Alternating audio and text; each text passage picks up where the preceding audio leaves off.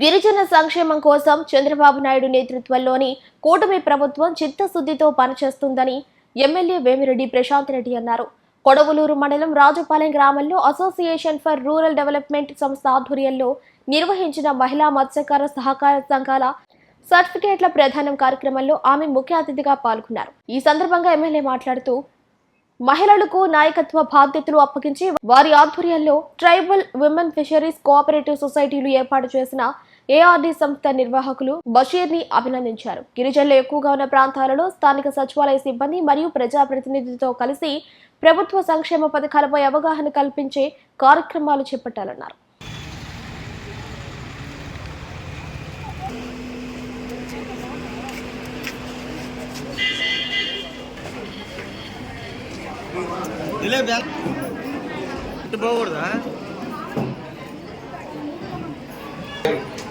లబ్ధి పొందేదానికి అవకాశం ఉంటుంది. మత్స్యకారులకు ఉన్నటువంటి సొసైటీలో గాడి కయ్యలు నెక్స్ట్ పేరు గోవూరు శాసనసభ్యురాలు కాలనీ పేరబ్బా నెక్స్ట్ పేరు చెప్పు. మన బషీర్ అన్న మీ అందరికీ ఈ మహిళా మత్స్యకార సహకార సంఘాల సర్టిఫికేట్లు ప్రదానం చేయడానికి ఈ ఏర్పాటు చేశారు. దీని వల్ల అసోసియేషన్ ఫర్ రూరల్ డెవలప్మెంట్ సంస్థ యానాదుల సంక్షేమం కోసం కృషి చేయడం నిజంగా చాలా అభినందనీయం. మహిళలకు నాయకత్వ బాధ్యతలు అప్పగించి వారి ఆధ్వర్యంలో ట్రైబల్ విమెన్ ఫిషరీస్ కోఆపరేటివ్ సొసైటీలు ఏర్పాటు చేయడం ద్వారా ఈ సంస్థ ఇంత ముందుకు రావడం నిజంగా అభినందనీయం. అదేవిధంగా మన ముఖ్యమంత్రి చంద్రబాబు నాయుడు గారు నేతృత్వంలో కూటమి ప్రభుత్వంలో గిరిజనుల సంక్షేమం మరియు అభివృద్ధి కోసం అనేక పథకాలు మనం తీసుకురావడం కూడా జరిగింది. అది మీకు అందరికీ తెలుసు. మీకు సంబంధించి ఎన్నో స్కీమ్స్ ఉన్నాయి. ఆ అన్ని స్కీమ్స్ వాళ్ళకి చేరాలంటే నేను సచివాలయం సిబ్బంది దగ్గర నుంచి ప్రతి అధికారిని కోరేది ఈ అవగాహన సదస్సులు చేయించాలి అని చెప్పి వాళ్ళకి అసలు ఏం ఫెసిలిటీస్ ఉన్నాయి, మన గవర్నమెంట్ తరఫున మనం ఏమి ఇస్తున్నామో తెలియని వాళ్ళు చాలా మంది ఉన్నారు. తెలియని మహిళలు కానీ పురుషులు కానీ దాని గురించి అసలు అవగాహనే లేకుండా వాళ్ళ కష్టాలు వాళ్ళు పడుతూ వాళ్ళ బాధలు వాళ్ళు పడుతూ ఇలా ఎంతో మంది, ముఖ్యంగా మన కొవ్వూరు కాన్స్టిట్యున్సీలో ఇంచుమించు 67,000 మంది ఎస్టీలు, ఆల్మోస్ట్ ఎస్సీలు కూడా అంతే ఉన్నారు అనుకుంటాను, 50,000 దాకా. సో వీళ్ళందరికీ కూడా ఫస్ట్ నేను కోరుకునేది వాళ్ళకి ఏవైతే గవర్నమెంట్ నుంచి మనము మన ముఖ్యమంత్రి చంద్రబాబు నాయుడు గారు ముఖ్యంగా అధికారంలోకి వచ్చిన తర్వాత ఈ ఎస్సీ ఎస్టీలకి ఏవైతే ఫెసిలిటీస్ ఇస్తున్నారో అవన్నీ కూడా వాళ్ళకి అందే విధంగా అధికారులు వాళ్ళకి అవగాహన కల్పించాలని చెప్పి అందరినీ నేను కోరుకుంటాను. విద్య ఈవినింగ్ ఆ డ్రైవ్ కూడా మొదలు పెట్టున్నాం.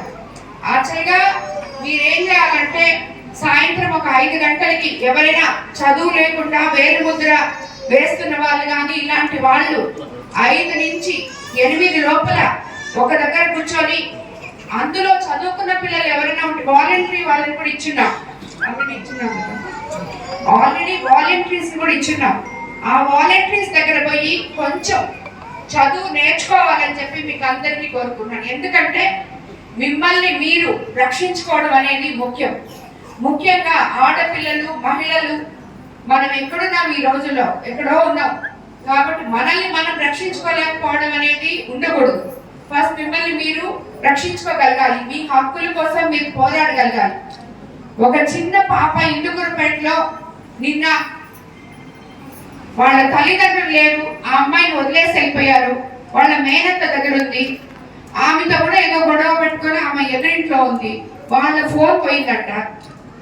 ఆ ఫోన్ పోగొట్టుకున్న వాళ్ళు ఎవరో జ్యోతిష్యం దగ్గరికి వెళ్ళారు. ఆ జ్యోతిష్యం వాళ్ళు ఈ పాప తీసిందని చెప్పారంట. ఆ పాపని ఇంటికి వచ్చి ఫస్ట్ వాళ్ళ మేనత్తే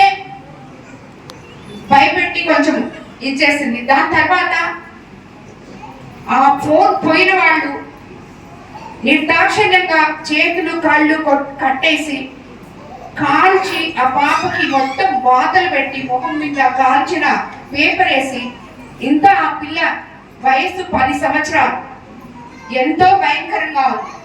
అది తెలిసి వెంటనే మేము అక్కడ లోకల్ నాయకులు తీసుకుపోయి హాస్పిటల్లో చేర్చారు, ట్రీట్మెంట్ చేపిస్తున్నాం. అదన్నీ వేరే. ఆధార్ కార్డులు ఈ విషయం మీకు అందరికీ తెలుసు. మేమందరం ఎస్టీల గురించి అసెంబ్లీలో కూడా మాట్లాడడం జరిగింది. ఎస్టీ ఆధార్ కార్డ్ డ్రైవ్ అని. అదేవిధంగా మొట్టమొదట మన గవర్నమెంట్ అధికారంలోకి వచ్చినాక ఒక కోవూరు కాన్స్టిట్యున్సీ నుంచే ఇందుకూరుపేట మండలంలో మొట్టమొదట మొదలుపెట్టి ఇంచుమించు ఒకే రోజు 500 ఆధార్ కార్డులు ఇవ్వడం జరిగింది ఎస్టీలకి. దాన్ని ఎగ్జాంపుల్ గా తీసుకొని ఈ ఆధార్ కార్డ్ డ్రైవ్ మన జిల్లాలో కూడా మొదలు పెట్టడం జరిగింది. దీన్ని కంటిన్యూ చేసి కోవూరు కాన్స్టిట్యున్సీలో ఉన్న ఎస్టీలకి ప్రతి ఒక్కరికి ఎవరికైతే ఆధార్ కార్డ్ లేదో అది ముందుగా వాళ్ళని గుర్తించి ఒక టైం పీరియడ్ పెట్టుకొని కంప్లీట్ చేయాలని చెప్పి కూడా నేను అధికారులందరినీ కోరుకుంటున్నాను. కార్డు రేషన్ కార్డు ఉండేటట్టు చూడండి. ఒకవేళ ఒకే కుటుంబంలో ఒక ఇంట్లో 6 మంది ఉంటే ఆ పిల్లల్ని తల్లిదండ్రులది ఆధార్ కార్డులు సెపరేట్ చేసి వాళ్ళు పక్కన ఇంకొక ఇల్లు కట్టుకునే అవకాశం వాళ్ళకి కల్పించాలి.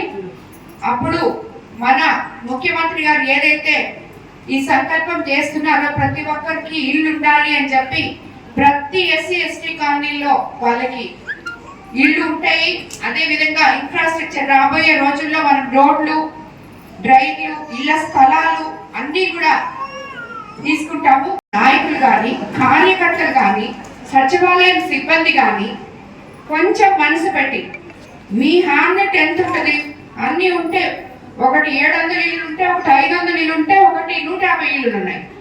అవన్నీ తిరగడానికి మీకు పట్టమని వారం రోజులు సరిపోతుంది.